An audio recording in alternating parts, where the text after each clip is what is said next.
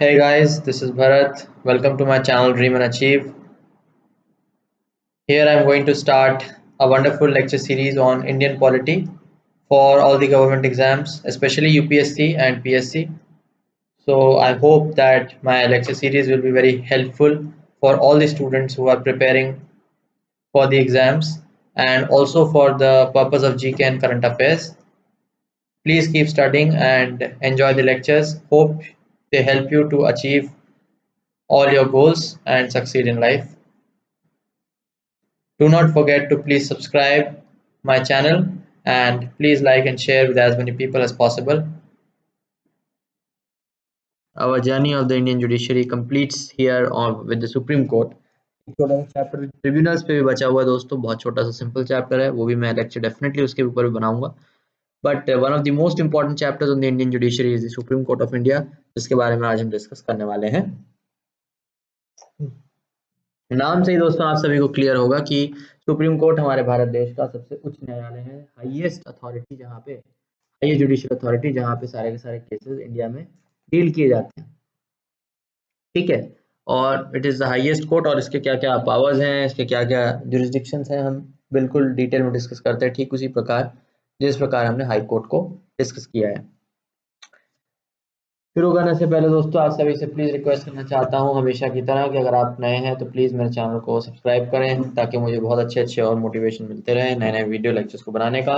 और प्लीज़ दोस्तों आप सभी रिक्वेस्ट मुझे करते हैं कि और भी चीज़ों के मैं लेक्चर्स बनाऊँ. डेफिनेटली मैं हर चीज़ के लेक्चर्स आपके सामने लाने वाला हूँ, बट धीरे धीरे मुझे थोड़ा सा टाइम दीजिए, बिकॉज मटीरियल को और कॉन्टेंट को तैयार करने में थोड़ा सा टाइम लगता है, और आप सभी तक ऑथेंटिक और क्वालिटी इन्फॉर्मेशन पहुँचाने के लिए मेरे को थोड़ा सा मेहनत करनी पड़ेगी, और आप लोगों का मोटिवेशन जो है वही मुझे कंटिन्यू रखाएगा वीडियोस को बनाने में. तो लेट्स टॉक अबाउट पहले independence of the supreme court. जैसा कि मैंने आपको हाई कोर्ट के लेक्चर में बताया, सबऑर्डिनेट कोर्ट्स के भी लेक्चर में बताया, सभी लेक्चर्स में जुडिशरी की जब भी बात करता हूँ तो वहाँ पे इंडिपेंडेंस की बात होती है, बिकॉज जो न्याय है वो निष्पक्ष होना चाहिए. किसी भी एग्जीक्यूटिव या लीगल अथॉरिटी का न्याय प्रक्रिया पे बिल्कुल भी हाथ उसका नहीं होना चाहिए, उसका थोड़ा भी इन्फ्लुएंस नहीं होना चाहिए, ताकि सही और उच्च तरीके से न्याय दिया जा सके. इसलिए सुप्रीम कोर्ट को भी इंडिपेंडेंस देने के लिए बहुत सारे मेजर्स हमारे कॉन्स्टिट्यूशन में प्रोवाइड किए गए हैं, और ये बिल्कुल एग्जैक्टली सेम है जो कि हमने हाई कोर्ट में देखे थे. इसलिए मैं जल्दी जल्दी वापस से बताता हूँ, आपका ये रिविजन ही होगा. वापस से मैं डिटेल में एक एक पॉइंट को एक्सप्लेन नहीं करूंगा, क्योंकि मैं ऑलरेडी हाई कोर्ट में सारे के सारे पॉइंट्स को एक्सप्लेन कर चुका हूँ. So please guys go and watch out that lecture as well.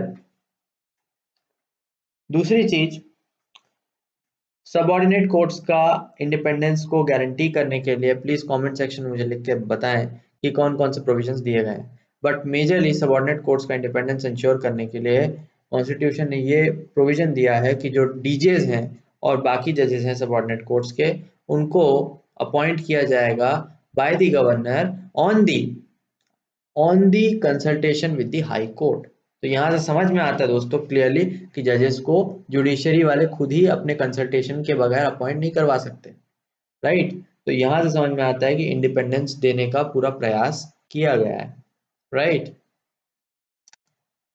पहला है दोस्तों ban on practice after retirement. Simple सी बात है, रिटायरमेंट के बाद कोई भी जज अपनी प्रैक्टिस दोबारा नहीं कर सकता, क्योंकि हो सकता है अगर रिटायरमेंट के बाद प्रैक्टिस का मौका दिया जाए तो वो निष्पक्ष तरीके से जांच ना करे, क्योंकि रिटायरमेंट के बाद वैसे भी उसको इंसेंटिव नहीं होता है सही तरीके से काम करने का.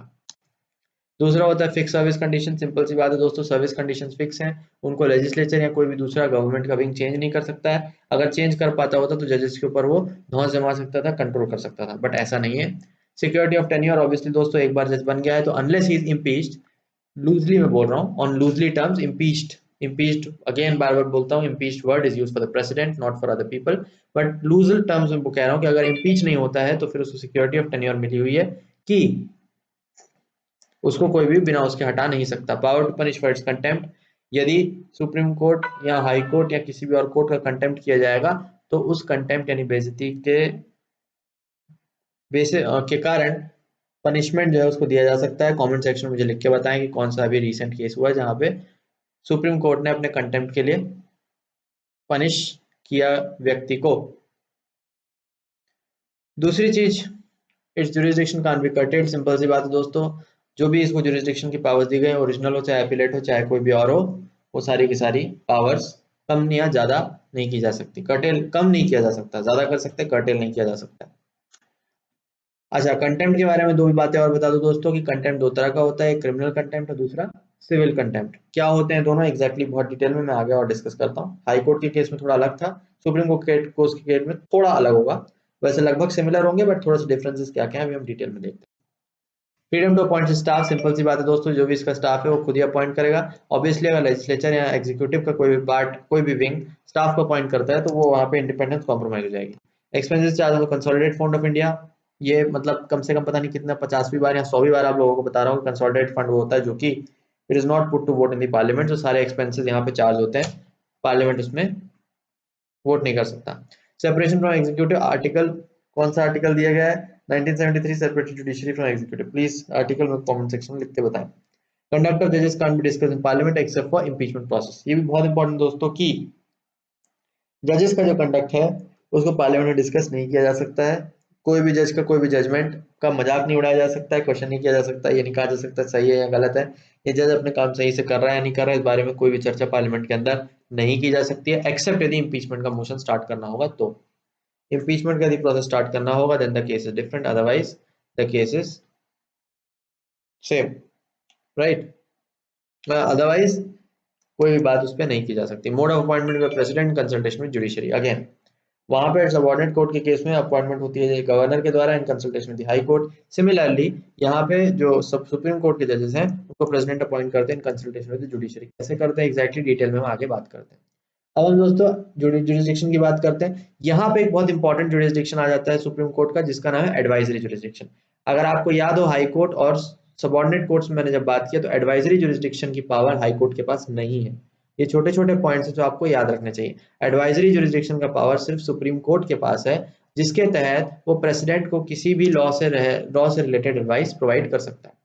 सो power of the president to consult supreme court on any question of law or fact of public importance. Supreme Court may tender or refuse to give advice on any dispute arising out of any pre-constitution treaty, agreement, covenant, engagement, etc. Sanad or similar agreement compulsory for Supreme Court to give advice on the matters of sanad.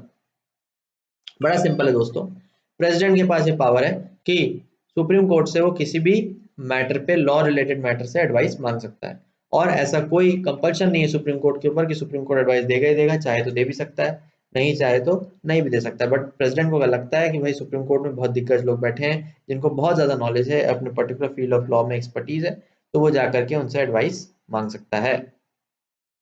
और इसके अलावा treaty agreement, covenant engagement, इन सब चीजों पे या सनद पे अगर कोई भी क्या हो, अगर कोई भी एडवाइस मांगे या डिस्प्यूट हो तो सुप्रीम कोर्ट को देने का अधिकार है।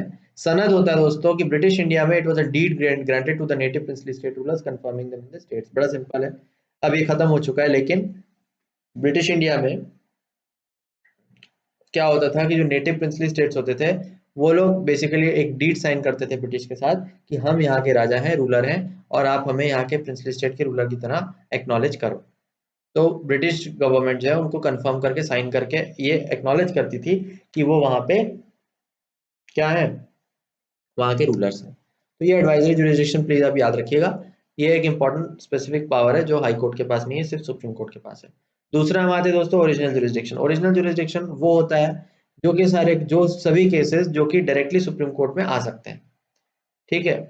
ऐसा नहीं होता है दोस्तों कि केसेस खाली सुप्रीम कोर्ट में आ पाए, वहां भी मैंने डिस्कस किया था, यहाँ भी वापस रिपीट करूंगा। ओरिजिनल का मतलब ये नहीं होता है कि ये केसेस किसी और कोर्ट में नहीं जा सकते हैं, बट ये होता है कि डायरेक्टली पहले ऑन द फर्स्ट इंस्टेंस ही ये सुप्रीम कोर्ट में केसेस को लाया जा सकता है। क्या क्या है, exclusive original jurisdiction and dispute. Exclusive, अब यहाँ पे देखिए दोस्तों एक्सक्लूसिव वर्ड यूज हो गया, एक्सक्लूसिव का वर्ड यूज हो गया, तो अब यहाँ पे मतलब क्लियर समझ में आता है कि अब ये कोई दूसरे कोर्ट डील नहीं कर सकता, बाकी मैटर्स में नहीं, सिर्फ एक्सक्लूसिव वर्ड यहाँ पे यूज हो गया, इसलिए ये जो केसेस हैं ये सिर्फ सुप्रीम कोर्ट ही डील करेगा। कौन कौन सा, डिस्प्यूट बिटवीन सेंटर और वन ऑफ स्टेट, क्योंकि दोस्तों ये बहुत बहुत ही नेशनल इंपॉर्टेंस के मैटर्स हैं जिसको कोई एक पर्टिकुलर के कोर्ट का केस, पर्टिकुलर स्टेट का कोर्ट डिसाइड नहीं कर सकता। मान लीजिए सेंटर में या टू और मोर स्टेट्स में डिस्प्यूट हो गया, या फिर सेंटर और any states on one side, या फिर other state on other side हो गया, या फिर बिटवीन टू और मोर स्टेट्स हो गया, तो ये जो झगड़े हो गए दोस्तों ये एक नेशनल लेवल के इंपॉर्टेंस वाले झगड़े हो गए।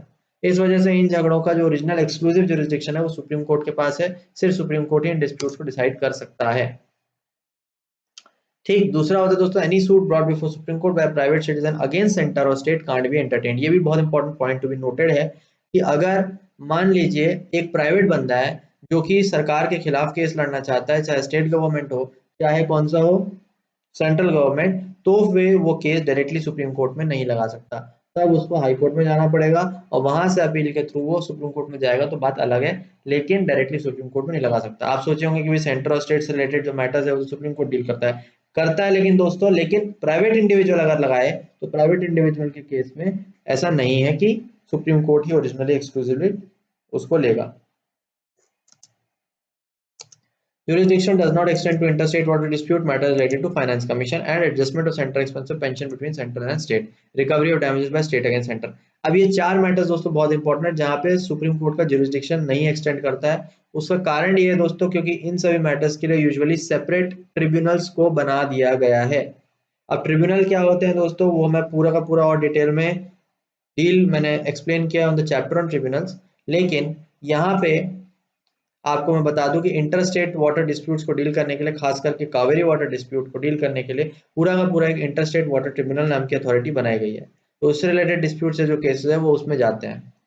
इसके अलावा फाइनेंस कमीशन के जो केसेस हैं वो भी सुप्रीम कोर्ट जो है डील नहीं करता है, या फिर पेंशन के जो मैटर्स हैं सेंटर और स्टेट्स के बीच में, एम्प्लॉयज के बीच में, वो भी सुप्रीम कोर्ट डील नहीं करता है। Damages by state against centre, state ने अगर सेंटर के खिलाफ कोई डैमेज कर दिया वो भी सुप्रीम कोर्ट डील नहीं करता। अब जैसे पेंशन के मैटर्स दोस्तों, पेंशन के मैटर्स हैं, they go to the administrative centre, administrative tribunal और कैट, वहां पे डिसाइड होते हैं दोस्तों पेंशन के डिस्प्यूट्स अगर कोई है तो ट्रिब्यूनल्स के चैप्टर में वहां बहुत डिटेल में डिस्कस करूंगा। Please keep watching the video series for getting the lecture on tribunals. तो बट कहने का मतलब ये कि मैटर्स आप याद रखिए दोस्तों, बहुत इंपॉर्टेंट है, छोटे छोटे पॉइंट जो हमारी बुक में लिखे हैं अगर आप ये याद रखेंगे तो आपको एग्जाम में आंसर लिखने में फायदा होगा। And fifth point would be on any dispute arising out of any pre constitution treaty agreement covenant engagement sanad other similar. मतलब कि प्री कॉन्स्टिट्यूशन यदि कोई ऐसा अरेंजमेंट है, प्री कॉन्स्टिट्यूशन ट्रीटी अरेंजमेंट के से रिलेटेड सुप्रीम कोर्ट का कोई भी ओरिजिनल जुरिस्डिक्शन नहीं है, एडवाइजरी जुरिस्डिक्शन है। मतलब कि वो प्रेसिडेंट यदि उससे रिलेटेड मैटर्स में कोई इंफॉर्मेशन सुप्रीम कोर्ट से राय मांगना चाहे तो वो डेफिनेटली प्रेसिडेंट को राय दे सकता है, लेकिन ओरिजिनली अगर उससे रिलेटेड कोई केस है और डिस्प्यूट है जिसको अगर सेटल करने की बात आए तो सुप्रीम कोर्ट के पास ओरिजिनल जुरिस्डिक्शन नहीं है। बहुत इंपॉर्टेंट है दोस्तों, ये क्वेश्चन छोटे छोटे हैं जो आपको कंफ्यूज करने के लिए प्रीलिम्स में भी पूछ सकता है, एज वेल एज मेंस में आंसर राइटिंग के फॉर्म में भी आ सकता है, इसलिए आपको ये सारे के सारे पॉइंट्स याद रखना इंपॉर्टेंट है। Then let's talk about the writ jurisdiction. Writ jurisdiction is extremely easy दोस्तों।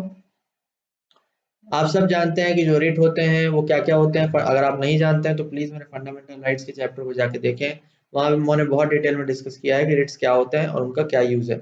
रिट्स जो बेसिकली 5 तरह के होते हैं, habeas corpus, mandamus, certiorari, prohibition and quo warranto. इन सब का क्या क्या मीनिंग है प्लीज आप मेरे लेक्चर को जाके देखें, वहां आपको बहुत डिटेल में समझ में आ जाएगा। तो ऑब्वियसली रिट जुरिस्डिक्शन जो है सुप्रीम कोर्ट का ओरिजिनल है लेकिन एक्सक्लूसिव नहीं है। ऑब्वियसली एक्सक्लूसिव हो भी नहीं सकता because writs are used for the enforcement of fundamental rights. तो ऑब्वियसली फंडामेंटल राइट्स को खाली एक्सक्लूसिवली सुप्रीम कोर्ट नहीं, सारे के सारे कोर्ट्स का अधिकार है कि वो उनको एनफोर्स कर सकते हैं। बल्कि ये आपको जान के हैरानी होगी, सुप्रीम कोर्ट रिट का रिट जुरिस्डिक्शन सिर्फ फंडामेंटल राइट्स तक सीमित है, लेकिन हाई कोर्ट्स रिट जुरिस्डिक्शन को fundamental as well as legal rights के लिए, दोनों के लिए यूज कर सकते हैं। बहुत ज्यादा इंपॉर्टेंट ये चीज है दोस्तों। हाई कोर्ट का रिट जुरिस्डिक्शन सुप्रीम कोर्ट से भी बड़ा है। High court legal rights as well as fundamental rights दोनों के लिए रिट को इशू कर सकता है, फिर सुप्रीम कोर्ट सिर्फ फंडामेंटल राइट्स के लिए रिट्स को इशू कर सकता है। But the parliament can confer upon the supreme court power to issue writs for other purpose. अब ये पावर जो है पार्लियामेंट के ऊपर छोड़ दी गई है। पार्लियामेंट यदि चाहे तो सुप्रीम कोर्ट को एम्पावर कर सकता है कि फंडामेंटल राइट्स के अलावा अगर किसी इश्यूज पे या क्वेश्चन ऑफ लॉ पे या राइट्स पे अगर सुप्रीम कोर्ट रिट्स इशू करना चाहे तो कर सकता है कि नहीं, इसकी पावर पार्लियामेंट को दी गई है। बड़ा सिंपल है दोस्तों, बट ये जानना आपको जरूरी है कि रिट्स का जो ओरिजिनल कॉन्सेप्ट था और रिट्स का जो ओरिजिनल यूज था वो था for the enforcement of fundamental rights. तो एक बार फंडामेंटल, उसके बाद बाकी जो जुरिस्डिक्शन एक्सटेंड करना है या नहीं करना है वो पावर पार्लियामेंट के हाथ में छोड़ दी गई है। अब हम आते हैं दोस्तों एपिलेट जुरिस्डिक्शन पे। एपिलेट जुरिस्डिक्शन बड़ा सिंपल है। एपिलेट जुरिस्डिक्शन मतलब कि वो सारे केसेस जो डायरेक्टली सुप्रीम कोर्ट में ना जा करके अपील के थ्रू सुप्रीम कोर्ट में जाते हैं, यानी कि लोअर कोर्ट से जो है केस स्टार्ट हुआ है और अपील के थ्रू मान लीजिए जो विक्टिम है उसको अपना केस की जजमेंट पसंद नहीं आई तो वो अपील के थ्रू हायर कोर्ट में पहुंच रहा है, तो obviously supreme court since being the highest court तो वहां पे अपील्स के थ्रू केसेस जा सकते हैं। और मैटर्स जो है वो कॉन्स्टिट्यूशनल भी हो सकते हैं और सिविल भी हो सकते हैं। कॉन्स्टिट्यूशनल मैटर्स में कौन कौन से केस आएंगे? अपील्स में can be made to supreme court against high court judgement if high court satisfy that the case involves substantial question of law that requires the interpretation of the constitution. अब दोस्तों high court यदि ये sign करता है कि भाई ऐसा कोई केस हमारे पास आया है जहां पे कॉन्स्टिट्यूशन के इंटरप्रिटेशन की जरूरत है, लॉ के इंटरप्रिटेशन की जरूरत है, क्वेश्चन ऑफ लॉ की जरूरत है, हाई कोर्ट यदि ये साइन करता है तो उस केस में सुप्रीम कोर्ट के जो है सुप्रीम कोर्ट के पास अपील जा सकती है। लेकिन अगेन दोस्तों यहाँ पे इंपॉर्टेंट पॉइंट ये है कि ये पावर भी हाई कोर्ट की है कि हाई कोर्ट को पहले खुद साइन करना पड़ेगा तभी वो अपील की जो वो है वो जारी होगी, अपील की जो प्रोसेस है वो शुरू होगा। इसी प्रकार दोस्तों सिविल मैटर्स में they are possible if high court certify that case involves substantial question of law of general importance and question needs to be decided by supreme court. Again same चीज दोस्तों, इवन सिविल मैटर्स में भी high court यदि certify करता है कि substantial question of law है और क्वेश्चन को सुप्रीम कोर्ट डिसाइड करेगा, in that case the appeal can go to the supreme court. इसी प्रकार क्रिमिनल मैटर्स में कब कब जा सकता है appeal? If high court has taken any case from subordinate court and convicted to the accused and sentenced to death और life imprisonment. बड़ा इंपॉर्टेंट है दोस्तों, क्रिमिनल मैटर्स में मान लीजिए हाई कोर्ट ने कोई ऐसा केस सबऑर्डिनेट कोर्ट से लिया और उसने विक्टिम को सीधा डेथ सेंटेंस या लाइफ इंप्रिजनमेंट जो है सुना दिया। अब ये बहुत भारी सजा है दोस्तों, तो भारी सजा होने की वजह से यदि डेथ सेंटेंस सजा है तो फिर जो अक्यूज्ड है उसको एक मौका दिया जाता है कि वो अपने आप को डिफेंड कर सके और सुप्रीम कोर्ट में अपील जो है लगा सके अपने केस की। If high court reverse the conviction and order and acquittal then there are no rights to appeal of the supreme court. Simple है दोस्तों, कॉमन सेंस की बात है कि मान लीजिए सबऑर्डिनेट कोर्ट से केस गया हाई कोर्ट में और हाई कोर्ट ने जो है बाइज्जत उसको बरी कर दिया, अक्विट कर दिया, तो जब अक्विट कर दिया तो अब भाई अपील सुप्रीम कोर्ट में नहीं जा सकती। बड़ा इंपॉर्टेंट है दोस्तों। मान लीजिए मैंने किसी बंदे के खिलाफ केस फाइल किया और वो बंदा सबऑर्डिनेट कोर्ट से अपील गई उसकी हाई कोर्ट में और हाई कोर्ट ने डिसीजन जिस पलट गया नहीं भाई बाइज्जत बरी किया जाए, तो अब मैं अपील नहीं कर सकता उसके खिलाफ कि भैया मैं सुप्रीम कोर्ट में जाऊं, नहीं ऐसा नहीं है दोस्तों। बरी हो गया मतलब कि निश्चित रूप से कोर्ट ने देखा होगा कि भैया इसने कोई गलती नहीं की है, इसी वजह से बरी किया गया। तो ये छोटे छोटे पॉइंट बड़े इंपॉर्टेंट है दोस्तों, इनको आपको ध्यान में रखना पड़ेगा, ठीक है। अब ये बड़ा इंपॉर्टेंट है, there is something called special leave petition और स्पेशल लीव जिसको हम बोलते हैं, यहाँ स्पेशल लीव अपील बोलते हैं। स्पेशल लीव अपील जो है वो कब जा सकती है? वो बेसिकली प्रोविजन उसका दिया हुआ आर्टिकल 136 में, और वो कहता है कि supreme court has discretion to grant special leave by appeal from any judgement in any matter, है ना, matter which in parts by any tribunal in the country except military court और कोर्ट मार्शल। बड़ा simple है दोस्तों कि अगर कोई भी ट्रिब्यूनल का कोई भी मैटर है जो ट्रिब्यूनल ने सुनाया है, तो ट्रिब्यूनल में अगर मान लीजिए आपकी सुनवाई ढंग से नहीं हुई और आपको लगता है कि केस आपका सही से रिजॉल्व नहीं हुआ है, तो सुप्रीम कोर्ट ने पावर दिया हुआ है कि आप ट्रिब्यूनल से थ्रू स्पेशल लीव आप पिटीशन को सुप्रीम कोर्ट में अप्लाई कर सकते हैं बाय आर्टिकल 136। ठीक, अब हम कुछ एक्सेप्शंस की बात करते हैं कि special leave is not restricted to high court only and it can be related to any matter. बड़ा इंपॉर्टेंट दोस्तों कि ऐसा जरूरी नहीं है कि स्पेशल लीव के थ्रू आप सिर्फ हाई कोर्ट में जा सकते हो, आप सुप्रीम कोर्ट में भी जा सकते हो, and it can be related to any matter. Can be granted in judgement whether final और इंटरलोक्यूटरी। सिंपल है, कोई भी जजमेंट है अगर जजमेंट में फाइनल हो गई है या बीच में इंटरिम पीरियड में है, दोनों ही केसेस में स्पेशल लीव पिटीशन अप्लाई किया जा सकता है and through that special leave you can go to the supreme court. But again कहाँ पे, किस केस में? जब ट्रिब्यूनल में एक्सेप्ट मिलिट्री कोर्ट या कोर्ट मार्शल के अलावा कोई भी ट्रिब्यूनल में आपका मैटर सॉल्व नहीं हुआ है तो you can go to the supreme court and it is a discretionary power. अब बड़ा सिंपल, हम नेक्स्ट कोर्ट केस नेक्स्ट चीज में आते हैं दोस्तों, which is the qualification of जजेस। जो जजेस होते हैं उनकी क्वालिफिकेशन सुप्रीम कोर्ट की क्या है? बड़ा सिंपल है दोस्तों, फर्स्ट इज कि they should be citizen of India, obvious सी बात है दोस्तों, जज जो होगा वो सिटीजन हमारे देश का होना चाहिए। दूसरा, no minimum age, same is the case with high court. याद होगा आपको हाई कोर्ट में मैंने यही बताया था कि मिनिमम एज स्पेसिफाई नहीं की गई है, लेकिन ये जरूर स्पेसिफाई किया गया है कि he must be at least high court जज फॉर 5 years और high court advocate for 10 years। यानी कि जो बंदा है उसको हाई कोर्ट में जज होना पड़ेगा एटलीस्ट 5 साल के लिए, या फिर हाई कोर्ट में एडवोकेट होना पड़ेगा 10 साल के लिए। यदि ये दोनों चीजें और कंडीशन सेटिस्फाई होती हैं तो फिर तो क्या होगा दोस्तों, आपका वो अपॉइंटमेंट के लिए एलिजिबल बन जाएगा। अब ये बहुत फोर्थ पॉइंट बहुत इंपॉर्टेंट है, distinguish jurist in the opinion of the president.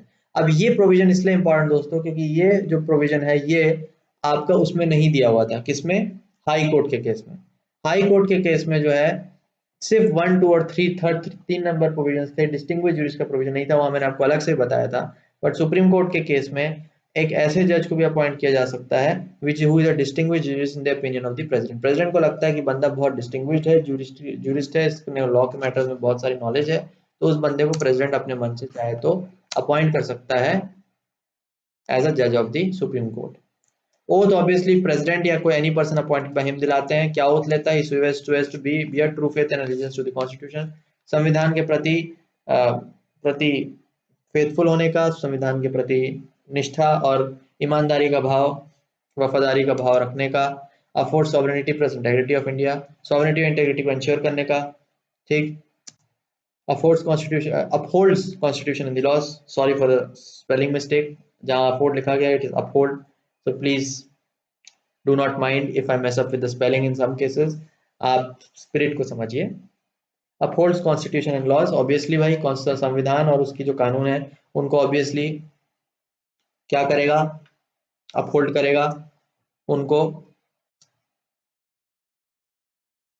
उनका मतलब सही तरीके से पालन करवाने की कोशिश करेगा।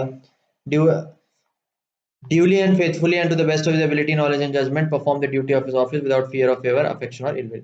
किसी भी व्यक्ति के प्रति एक गलत विचार या फिर दुश्मनी का भाव या फिर डर या फिर पक्षपात की भावना रखते हुए काम कभी नहीं करेगा, किसी से बदले की भावना से काम नहीं करेगा और ईमानदारी से अपने जो भी कार्य है उसको सही से निभाएगा। अब थोड़ा हम ऑर्गेनाइजेशन ऑफ सुप्रीम कोर्ट की बात करते हैं। हाई कोर्ट के केस में हमने ऑर्गेनाइजेशन की बात इसलिए नहीं की क्योंकि कॉन्स्टिट्यूशन में हाई कोर्ट की स्ट्रेंथ को स्पेसिफाई नहीं किया गया है, हाई कोर्ट के ऑर्गेनाइजेशन को क्लियरली मेंशन नहीं किया गया और ये कहा गया है कि प्रेसिडेंट के हाथ में पावर छोड़ी गई है to decide the number and strength of जजेस which will be present in the high court. तो ये प्रोविजन कॉन्स्टिट्यूशन में सिर्फ इतना मेंशन किया गया है, बट सुप्रीम कोर्ट के केस में ऐसा नहीं है क्योंकि हमारे देश का सबसे बड़ा उच्च न्यायालय है, तो यहाँ पे ऑर्गेनाइजेशन जो है फिक्स किया गया है कॉन्स्टिट्यूशन के अंदर। हालांकि पार्लियामेंट इसको चेंज कर सकता है समय समय पे। जब मैं करेंटली इस चैप्टर को बना रहा हूँ तो ये बुक में जो इन्फॉर्मेशन दी गई लक्ष्मीकांत की वो मैं यूज कर रहा हूँ, बट डेफिनेटली आप करंट अफेयर्स जीके से अपडेट रहिएगा और समय के साथ यदि ये इन्फॉर्मेशन चेंज हो जाती है तो प्लीज उस इन्फॉर्मेशन को क्लियरली अपने दिमाग में बिठा के याद रखिएगा। एट प्रेजेंट देयर आर 31 जजेस जिसमें से एक चीफ जस्टिस होते हैं और 30 इसके अलावा और जजेस होते हैं। सुप्रीम कोर्ट नंबर ऑफ जजेस अमेंडमेंट एक्ट 2008 में हुआ था जिसमें ओरिजिनली 8 जजेस थे। पहले सुप्रीम कोर्ट में 2008 से पहले 8 जजेस हुआ करते थे, लेकिन अमेंडमेंट एक्ट हुआ 2008 में जहां पे उसकी स्ट्रेंथ को बढ़ा के 31 की गई। जजेस are appointed by the president in consultation with other जजेस, जो कि मैं आपको पहले ही बता चुका हूँ। And consultation with CGI is compulsory. बड़ा इंपॉर्टेंट दोस्तों कि चीफ जस्टिस का consultation is extremely important. Supreme court has interpreted the terms consultation in different ways in different cases. ये सबसे ज्यादा इंपॉर्टेंट चीज है दोस्तों जो आपको ध्यान से समझनी चाहिए कि भाई यहाँ पे एक वेग स्टेटमेंट लिख गई है कि जजेस are appointed by president in consultation with other जजेस। अब कंसल्टेशन का क्या मतलब है, क्या उनकी कॉन्करेंस होनी चाहिए, क्या उनकी हाँ होनी चाहिए, या फिर कंसल्टेशन में भाई उन्होंने मना भी कर दिया तो भी प्रेसिडेंट अपॉइंट कर सकता है। अब ये बड़ी वेग स्टेटमेंट है तो उसको एकदम क्लियरली समझाना पड़ेगा कि भाई कंसल्टेशन मतलब कितने जजों की हाँ होनी पड़ेगी, कैसे हाँ होनी पड़ेगी, क्या ना होगी तो क्या होगा, क्या वो अपॉइंट हो पाएगा या नहीं। तो इसके लिए बहुत सारे केसेस भारत के देश के इतिहास में हुए हैं जिसमें सुप्रीम कोर्ट ने क्लियरली डिसीजन सुना के बताया है कंसल्टेशन का मतलब क्या होता है। सबसे पहले देखो द फर्स्ट जजेस केस 1982, याद रखिएगा दोस्तों, इनको मैं नंबरिंग यहाँ पे मिस आउट हो गई है बट इसको समझिए। फर्स्ट जजेस केस था 1982, इसमें consultation only means exchange of views and not concurrence. Supreme court ने कहा था कि कंसल्टेशन का सिंपली मतलब होता है exchange of views and not concurrence. तो तब सुप्रीम कोर्ट ने बड़ा लाइट सा डिसीजन दिया था कि नहीं, कॉन्करेंस होने की जरूरत नहीं है, सिर्फ एक्सचेंज ऑफ व्यूज है, जो उसके व्यूज होंगे उसको आप सुनिए, उसके बाद आप अपनी इच्छा से अपॉइंट करवा सकते हो। बट ऑब्वियसली इसमें प्रॉब्लम ये देखी गई कि बाद में जो है this does not ensure the complete independence of judiciary, क्योंकि इससे क्या हो रहा था, प्रेसिडेंट निष्पक्ष तरीके से और जुडिशरी को इंडिपेंडेंट तरीके से जजेस को अपॉइंट करने में प्रॉब्लम्स आने लगी। ऑब्वियसली लेजिस्लेचर अपना कंट्रोल जुडिशरी के ऊपर बढ़ाने लगा। इसीलिए फिर सेकंड जजेस केस हुआ 1993 में, जहां पे सुप्रीम कोर्ट ने advice of CJ is binding on president for appointment of जजेस का डिसीजन सुनाया। जैसे ही सुप्रीम कोर्ट ने देखा कि भैया तो गड़बड़ियां होनी चालू हो गई, जैसा हमने थोड़ी सी ढिलाई दी वैसे जो है लेजिस्लेचर अपना होशियारी मारने लग गया, प्रेसिडेंट अपने मन से जिसको चाहो उसको जज की तरह अपॉइंट करने लग गया। तो यहाँ पे सुप्रीम कोर्ट ने बोला कि भैया चीफ जस्टिस का एडवाइस जो है बाइंडिंग ऑन द प्रेसिडेंट होगा, कंपलसरी होगा, जो वो बोलेगा उसको उसी बंदे को अपॉइंट करना पड़ेगा, बिना उसके अपॉइंट नहीं कर सकता। और ये भी कहा कि chief justice will give advice after consulting to senior most जजेस, मतलब चीफ जस्टिस भी अकेला अपने मन से एडवाइस नहीं देगा। क्यों नहीं देगा? क्योंकि एक बंदे को भी मैनिपुलेट किया जा सकता है। अगर चीफ जस्टिस वहां पे होंगे तो चीफ जस्टिस को भी हो सकता है कोई खरीद ले पैसे देके, ठीक है। तो और ज्यादा इंडिपेंडेंस जो है इंश्योर करने के लिए सुप्रीम कोर्ट ने कहा कि भैया 2 सीनियर मोस्ट जजेस को भी कंसल्ट किया जाएगा। फिर थर्ड जजेस केसेस हुआ 1998 में, वहां पे उन्होंने स्ट्रेंथ को फर्दर और बढ़ा दिया और इंडिपेंडेंस और स्ट्रिक्ट कर दिया कि chief justice has to consult 4 senior most जजेस इवन इफ 2 जजेस give adverse opinion, recommendation should not be sent. बहुत इंपॉर्टेंट है कि भैया 4 जजेस का कॉन्करेंट लगेगा। अब और स्ट्रिंजेंट होता जा रहा है। देखिए दोस्तों, क्योंकि क्या होता है दोस्तों, कम लोग होते हैं ना, तो कम लोगों को मैनिपुलेट करना, खरीदना, पैसे देके अपने फेवर में कर लेना बड़ा आसान होता है। लेकिन जैसे जैसे नंबर ऑफ पीपल बढ़ते जाते हैं वैसे वैसे चीजें मोर कठिन होती जाती हैं दोस्तों। इसलिए आप देखे होंगे कि जहां पे जो सरकार के पास बहुत ही कंप्लीट मेजोरिटी या फुल मेजोरिटी होती है, वहां पे डिफेक्ट करके गवर्नमेंट को, सरकार को गिलाना बड़ा आसान होता है, बड़ा कठिन होता है। जैसे आजकल रिसेंटली अगर आप पॉलिटिक्स को फॉलो करते हैं, जो कि आपको करना चाहिए अगर आप एग्जाम्स की तैयारी कर रहे हैं, तो आप देख रहे हैं कि भाई स्टेट्स में कितना बुरा हाल चल रहा है, एमएलए की खरीदी और बिक्री चल रही है। मध्य प्रदेश में हुआ, राजस्थान में टेबल स्टान होने की कोशिश की, महाराष्ट्र में हुआ। तो बेसिकली क्या हो रहा है दोस्तों, बेसिकली जहां पे जो there is a thin line between the majority, है ना, मेजोरिटी अटेन करने के लिए किसी भी सरकार की एक थिन लाइन, थिन मार्जिन से मेजोरिटी अटेन हुई है, तो वहां पे ये लोग क्या कर रहे हैं, ऑपोजिशन वाले या दूसरी पार्टी वाले, वो एमएलए को डिफेक्ट करवा के खरीद ले रहे हैं अपनी तरफ करके, अपनी मेजोरिटी प्रूव करके सरकार गिरा के अपनी सरकार बना ले रहे हैं। तो यही चीज होता है दोस्तों कि भाई कम लोगों को अगर अपने तरफ करना हो तो चीज आसान होती है, खरीदना आसान होता है। तो जहाँ पे कंप्लीट मेजोरिटी है, फुल मेजोरिटी, जैसे इन प्लेसेस लाइक छत्तीसगढ़, तो वहां पे बहुत ज्यादा मुश्किल है आपके टेबल्स को टर्न करना, राइट। तो इसीलिए सुप्रीम कोर्ट ने बढ़ा दिया कि 4 सीनियर मोस्ट जजेस को आप कंसल्ट करोगे, उसके बाद ही अपॉइंटमेंट करोगे। 2 का भी एडवर्स ओपिनियन हुआ तो अपॉइंटमेंट नहीं होगा। 1919 constitution act and 2014 national judicial 19th constitutional amendment act 2014 and national judicial appointment commission act. तो ये जो एक्ट था दोस्तों, उसने बेसिकली प्रपोज किया था, it propose to replace the collegium system of appointing जजेस by NJAC. NJAC is national judicial appointment commission. तो पार्लियामेंट ने एक एक्ट पास किया था, तो जैसे ही थर्ड जजेस केस हुआ तो पार्लियामेंट को आगे गुस्सा। पार्लियामेंट ने कहा कि भैया सुप्रीम कोर्ट तो अपनी होशियारी मार रहा है। देखिए दोस्तों कैसे सुप्रीम कोर्ट और पार्लियामेंट के बीच में इतिहास में, भारत के इतिहास में बहुत समय समय पर लड़ाई झगड़ा होते रहा है। इसके बारे में और डिटेल में मैंने आपसे बात की है in the chapter on basic feature doctrine, जहाँ पे मैंने आपको बताया कि कैसे Kesavananda Bharati case has been a very landmark judgement in the history of India, और कैसे सुप्रीम कोर्ट और पार्लियामेंट के बीच में हमेशा रिफ्ट जो है हमारे देश में रहा है।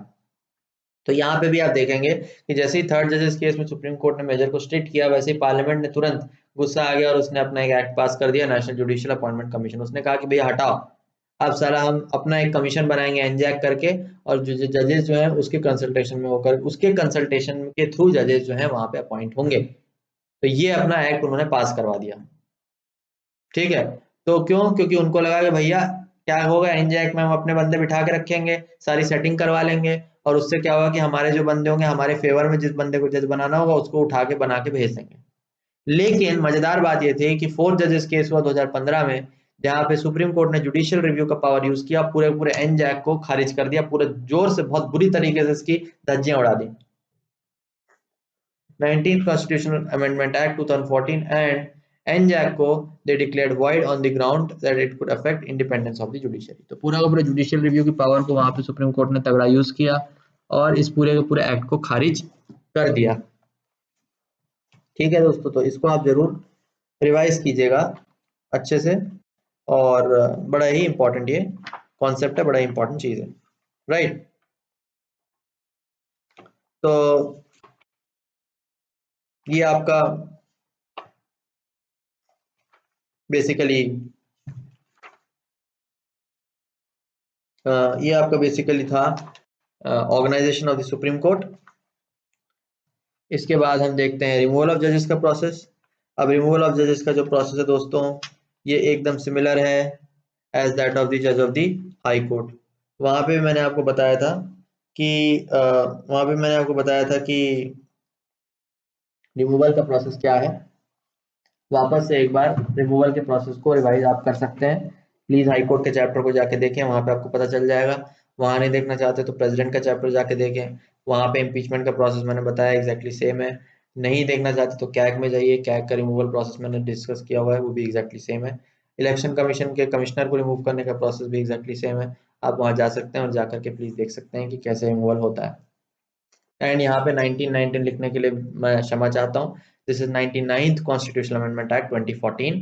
तो प्लीज छोटी मोटी गलतियों को प्लीज माफ कीजिएगा। I will try to improve my content. छोटी मोटी टाइपिंग एरर्स हो जाते हैं दोस्तों, बट बेसिकली आप फीलिंग को मेरी समझ सकते हैं एंड नोट्स बनाते वक्त इन छोटी छोटी बातों का ध्यान रखिएगा। So judge can be removed by the order of president only. Let's revise it. President जब ऑर्डर पास करेंगे तभी जज को रिमूव किया जा सकता है, और वो ऑर्डर उसी सेशन में प्रेसिडेंट के पास प्रेजेंट होना चाहिए जिस सेशन में इम्पीचमेंट का मोशन जारी होता है। ऐसा नहीं होता है कि भाई इम्पीचमेंट मोशन जो है ऑर्डर जो है इस सेशन में प्रेसिडेंट को दिया गया और अगले सेशन में भैया इम्पीचमेंट का मोशन जारी हो रहा है, नहीं। जिस सेशन में रिमूव करना है उसी सेशन में प्रेसिडेंट के पास ऑर्डर जाना चाहिए। ग्राउंड्स क्या हो सकते हैं? Only on proven misbehaviour and capacity. यही ग्राउंड्स हाई कोर्ट के जज के लिए भी थे, यही ग्राउंड सुप्रीम कोर्ट के जज के लिए भी है, इसके अलावा और कोई ग्राउंड्स नहीं हो सकते। रिमूवल मोशन जो है उसको 50 राज्यसभा के मेंबर्स और 100 लोकसभा के मेंबर्स पहले साइन करेंगे। साइन करने के बाद स्पीकर या चेयरमैन उस मोशन को एडमिट करेगा। उसके बाद 3 मेंबर कमेटी को कॉन्स्टिट्यूट करेगा, जिसमें चीफ जस्टिस ऑफ इंडिया होंगे, chief justice of high court होंगे और एक डिस्टिंग्विश्ड ज्यूरिस्ट होगा। सेम प्रोसेस है दोस्तों, एग्जैक्टली सेम है। वापस से आपको रिवाइज करवा रहा हूँ, जिसमें चीफ जस्टिस ऑफ इंडिया होंगे, chief justice of high court होगा एक कोई भी, एंड डिस्टिंग्विश्ड ज्यूरिस्ट होगा, राइट। उसके बाद अगर उस कमिटी के थ्रू मोशन जो है वो पास हो जाता है तो फिर क्या होगा? तो फिर उसके बाद प्रेसिडेंट जो है उस फिर उसके बाद ऑर्डर को प्रेसिडेंट के पास रखा जाएगा एंड प्रेसिडेंट में pass the order for removal, right. That was the entire process, और वो प्रोसेस को मैंने हाई कोर्ट में डिस्कस किया है, सो प्लीज उसको आप वापस रिवाइज करें। टेन्योर की अगर हम बात करें, बहुत ज्यादा simple, it is until 65 years and they may submit the resignation to the president, can be removed on the recommendation of the parliament, right. 65 साल की उम्र तक उनका टेन्योर होता है, हालांकि मिनिमम एज का स्पेसिफिकेशन नहीं है, तो इसलिए नंबर ऑफ ईयर्स का कोई यहाँ पे लोचा नहीं है। ऐसा नहीं है कि भाई आप 3 साल या 4 साल के प्रैक्टिस कर सकते हैं, जितने भी देर तक आपको प्रैक्टिस करनी है आप कर सकते हैं, बट अंटिल 65 ईयर्स की हूँ आप तब तक कर सकते हैं। रेजिग्नेशन देना है प्रेसिडेंट को दे सकते हैं, इम्पीच भी किया जा सकता है। कोर्ट ऑफ रिकॉर्ड का मतलब एकदम सिंपल होता है दोस्तों, वहां पे भी मैंने हाई कोर्ट में बताया, यहाँ पे वापस से बता रहा हूँ कि their judgements have evidentiary value, recognise legal precedence and legal reference. यानी सुप्रीम कोर्ट के जितने भी जजमेंट हैं उनको रिकॉर्ड किया गया है, सही से मेंटेन किया गया है, उनकी एविडेंशियरी वैल्यू है, यानी कि एविडेंस की तरह उनको वापस कोर्ट में प्रोड्यूस किया जा सकता है, और लीगल रेफरेंस की तरह, लीगल प्रेसिडेंस की तरह उसको यूज किया जा सकता है। आइए इसके अलावा हम कुछ स्पेशल और पावर जो सुप्रीम कोर्ट को दी गई है वो भी देखते हैं। ये वाला कॉन्सेप्ट मैंने हाई कोर्ट में नहीं डिस्कस किया था, यहाँ पे क्योंकि सुप्रीम कोर्ट एपेक्स कोर्ट है तो उसके पास कुछ और एक्स्ट्रा पावर्स हैं, उन पावर्स को भी हम डिस्कस करते हैं। पहला आता है आर्टिकल 141, जो ये कहता है it's law is binding on all courts in India and enforceable through out the territory of India. अब क्योंकि ये हमारे देश का एपेक्स कोर्ट है तो ऑब्वियसली जितना भी लॉ के जो भी ये लॉ बनाएगा या जो भी ये लॉ एक्ट जो भी ये लॉ कहेगा या जजमेंट सुनाएगा, वो जजमेंट इंडिया का कोई भी कोई कोर्ट उसके बाद चैलेंज नहीं कर सकता। ऐसा नहीं हो सकता कि सुप्रीम कोर्ट ने कोई जजमेंट सुना दिया, हाई कोर्ट उसमें उंगली उठा रहा है कि भैया आपने गलत सुना दिया, नहीं हम आपके जजमेंट से सहमत नहीं है, हम उसको रिवर्स करना चाहते हैं, नहीं। ये सबसे हाईएस्ट कोर्ट है, यहाँ पे सबसे हाई फाई जजमेंट्स होते हैं। यहाँ एक बार जजमेंट सुना दिया गया तो बाकी कोर्ट्स के पास कोई हक नहीं है कि अब वो उसके बारे में कुछ भी कह सके, बाइंडिंग हो गया वो। जिस प्रकार हाईकोर्ट का जजमेंट भी बाइंडिंग है on all the subordinate courts in the state. State में अगर जितने भी सबऑर्डिनेट कोर्ट्स हैं उनके ऊपर हाईकोर्ट का जजमेंट बाइंडिंग है, ठीक उसी प्रकार सुप्रीम कोर्ट का judgement is binding on all the courts in the country. Article 141, can transfer a case pending before high court to another. Simple, उसे लगता है एक हाई कोर्ट में अगर केस पेंडिंग है और उसे लगता है कि दूसरा कोई हाई कोर्ट खाली बैठा हुआ है, उसके पास कम काम है, तो केसेस को वो ट्रांसफर कर सकता है। Can withdraw cases pending before high court dispose by itself. Supreme court को लगता है चलो हमारे पास काम थोड़ा कम है, ज्यादा नहीं है, तो वो हाई कोर्ट के केसेस को खुद लेकर के खुद भी डिस्पोज ऑफ कर सकता है। हैज पावर हाँ, to review its own judgment and orders. Review word has been missing, so please forgive for that. It has powers for own judgment and orders. Review its own judgment and orders. मतलब अपने judgment और अपने orders को खुद review भी कर सकता है।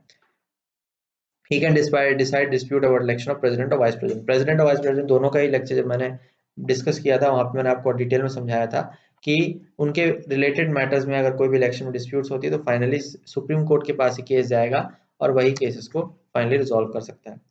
Inquiry into the conduct and behavior of chairperson or the member of UPSC on reference made by the president, if found guilty of which conduct can be recommended with removal and binding the president to so simple.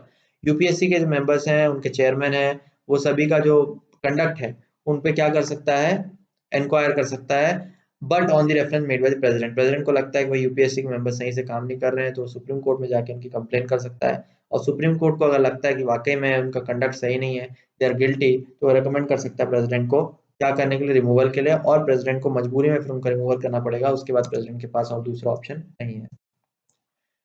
Contempt की अगर मैंने पहले भी आपको चर्चा की थी कि कंटेम्प्ट दो प्रकार के होते हैं, एक सिविल कंटेम्प्ट होता है और दूसरा क्रिमिनल कंटेम्प्ट होता है। हाई कोर्ट में भी मैंने दोनों कंटेम्प्ट की सेपरेटली चर्चा की थी, यहाँ पे भी मैं चर्चा करता हूँ, और दोनों अलग है दोस्तों, प्लीज कंफ्यूज मत होइएगा। कई लोग क्या करते हैं, हाई कोर्ट का सिविल और क्रिमिनल कंटेम्प्ट रट के सुप्रीम कोर्ट में चिपका देते हैं, या फिर वाइस वर्सा, बट नहीं दोस्तों, दोनों के एकदम सेपरेट प्रोविजंस दिए गए हैं, उनको इसलिए आप अलग से याद रखने की कोशिश करें। सिविल कंटेम्प्ट का मतलब क्या होता है, wilful disobedience to any judgment और order of any other process of court. Civil contempt का सिंपल मतलब होता है दोस्तों, आपने कोर्ट के ऑर्डर की तौहीन कर दी, बेइज्जती कर दी। कोर्ट ने सुनाया कि भैया आपको फाइन देना है 15,000 रुपए का, सजा सुनाई, आपने बोल दिया कि भैया मैं नहीं करूंगा, जाओ भाड़ में, जाओ उखाड़ लो, क्या उखाड़ोगे, नहीं मान रहा मैं तुम्हारी बात, नहीं पे कर रहा हूँ फाइन। तो दैट मीन्स आपने उसके जजमेंट की क्या की, तौहीन की, आपने उसको डिसोबे किया, तो यानी कि आपने कोर्ट का कंटेम्प्ट कर दिया, सिविल कंटेम्प्ट। इस केस में कोर्ट के पास पावर है कि वो आपको पनिश कर सकता है। Wilful breach of undertaking to a court, यदि आपने अंडरटेकिंग को ब्रीच कर दिया तो भी सिविल कंटेम्प्ट की बात आती है। क्रिमिनल कंटेम्प्ट कब होता है, सेम है दोस्तों, वैसे हाई कोर्ट और ये लगभग वैसे सिमिलर ही है, ज्यादा डिफरेंस नहीं है, तो प्लीज आप साथ में भी याद रख सकते हैं।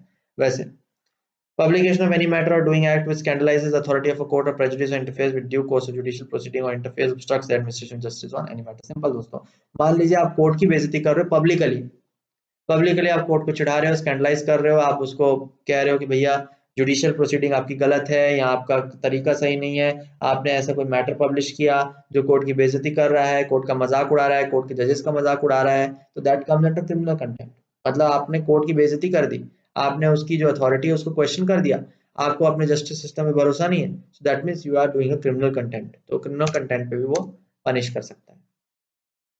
तो यहाँ पे आपका जो दोस्तों पूरा चैप्टर लगभग कंप्लीट होता है। मुझे माफ कीजिएगा, बहुत ज्यादा बड़ा चैप्टर है, इसलिए मैंने आपको थोड़ा डिटेल में, मुझे लंबा समय लेकर के आपको समझाया मैंने, और मुझे उम्मीद है कि मैंने सारे पॉइंट्स कवर किए हैं, और बहुत आसानी से आप दोस्तों इस चैप्टर को याद कर सकते हैं अगर आप हाई कोर्ट का मेरा लेक्चर जो है आपने देखा होगा तो। सो मैं आपसे प्लीज रिक्वेस्ट करना चाहूंगा कि आप हाई कोर्ट सुप्रीम कोर्ट दोनों को कंपेयर करके साथ में पढ़ें, ताकि आपको कॉन्सेप्ट बहुत जल्दी और आसानी से याद हो जाए। जैसे सिविल कंटेम्प्ट और क्रिमिनल कंटेम्प्ट आप इजीली दोनों का कॉमनली याद कर सकते हो, इंडिपेंडेंस आप दोनों का कॉमनली याद कर सकते हो, रिट जुरिस्डिक्शन आप दोनों का कॉमनली याद कर सकते हो, एपिलेट थोड़ा सा अलग है, ठीक है, एपिलेट थोड़ा सा अलग है, और इसके अलावा थोड़ा थोड़ा मतलब एक्स्ट्रा पावर्स जो है वो अलग है, अदरवाइज ज्यादातर चीजें कॉमन है।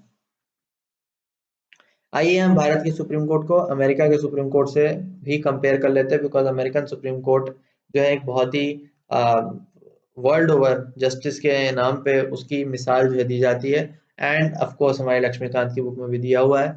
इसके अलावा America is considered to be the epitome of a democratic values, सबसे अच्छी डेमोक्रेटिक की वैल्यूज को अपहोल्ड यदि कोई कंट्री करती है तो ऐसा माना जाता है कि वर्ल्ड में it is USA.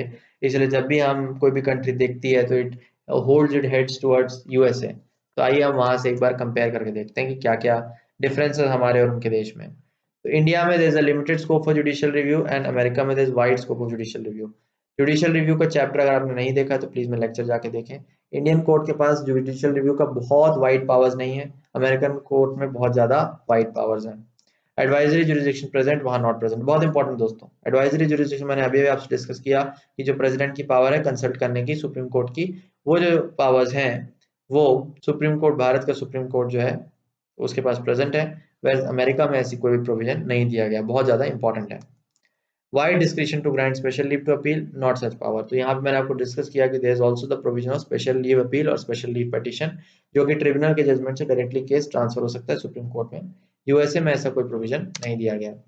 Appellate jurisdiction is constitution, civil and criminal, whereas America में there is only for constitution। बहुत इंपॉर्टेंट है ये भी दोस्तों, कि हमारे देश में अपील के थ्रू आप चाहे कॉन्स्टिट्यूशनल केस हो, चाहे सिविल हो, चाहे क्रिमिनल हो, किस तरह का भी केस हो, तो हमारे देश में आप अपील के थ्रू कहाँ जा सकते हो, सुप्रीम कोर्ट में जा सकते हो। लेकिन अमेरिका में ऐसा नहीं है, सिर्फ कॉन्स्टिट्यूशनल केस है, कॉन्स्टिट्यूशन से रिलेटेड मैटर्स और क्वेश्चन ऑफ लॉ है, वहीं पे आप अपील के थ्रू सुप्रीम कोर्ट में जा सकते हो। Original jurisdiction confined to federal cases, in federal cases, cases related naval cases, maritime activity etcetera. बहुत इंपॉर्टेंट है हमारे देश में federal cases of course original exclusive original jurisdiction की अगर मैं बात करूं तो वो खास करके फेडरल केसेस यानी कि between the dispute between centres, dispute between centre and state, वो आपका सुप्रीम कोर्ट को दिया गया है। लेकिन अमेरिका में वो भी नहीं दिया गया है। अमेरिका में वो सिर्फ तब तक लिमिटेड जब तक वो नेवल केस है, मैरीटाइम एक्टिविटीज है, इस तरह के रिलेटेड कोई केसेस है, वहीं पे original exclusive jurisdiction supreme court को दी गई है, बाकी सारे केसेस में नहीं। Define rights of citizen according to procedure established by law follows due process of law. Extremely important दोस्तों, ये जो है हद से ज्यादा इंपॉर्टेंट है। मैंने आपको प्रोसीजर एस्टैब्लिश्ड बाय लॉ और ड्यू प्रोसेस ऑफ लॉ दोनों का ही मीनिंग क्या किया बहुत डिटेल में समझाया था। कहाँ पे मैंने समझाया था आपको इन दी चैप्टर ऑन जुडिशियल, किसमें बताया था दोस्तों, जुडिशियल एक्टिविज्म में, या फिर पीआईएल, किसी एक चैप्टर में मैंने आपको बताया था। हालांकि दोस्तों हमारे कॉन्स्टिट्यूशन में कहीं पे भी ड्यू प्रोसेस के बारे में वर्ड यूज नहीं किया गया है, सिर्फ प्रोसीजर एस्टैब्लिश्ड बाय लॉ ही लिखा गया है। लेकिन मेनका गांधी केस में सुप्रीम कोर्ट ने कहा था कि अंडरस्टूड है कि due process of law will be always taken in by the supreme court judgements, ठीक है। तो बट अगर हम थियोरेटिकली हम जाएं, अगर फिलोसफिकली जाएं, तो हमारे देश philosophically procedure established by law को फॉलो करता है, वेयर अमेरिका में ड्यू प्रोसेस ऑफ लॉ को फॉलो किया जाता है। ड्यू प्रोसेस ऑफ लॉ का कॉन्सेप्ट ही अमेरिका से आया है। Procedure established by law is a British concept, where due process of law is an American concept. तो क्योंकि इंडिया में हमारे ब्रिटेन का बहुत लंबा चौड़ा इन्फ्लुएंस रहा है, इसलिए इंडिया में जब बेसिकली जब कॉन्स्टिट्यूशन आया और जब कॉन्सेप्ट आया तो उसने डायरेक्टली ब्रिटेन के कॉन्सेप्ट को अडॉप्ट कर लिया, procedure established by law. Due process, but USA ने स्टार्टिंग से ही इस बात को कॉन्सेप्ट को इजाद किया कि भाई due process of law, principle of natural justice को अपहोल्ड करते हुए हम किसी भी लॉ को बनाएंगे।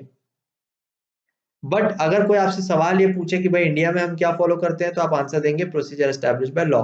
बट वहां पे आपका आंसर कंप्लीट नहीं होगा, आपको ये मेंशन करना पड़ेगा कि although philosophically it has been written in the constitution that we follow procedure established by law, but our supreme court in the Menka Gandhi case ruled that due process of law clause has been included in the procedure established by law clause in the context to Indian Supreme Court or Indian judiciary।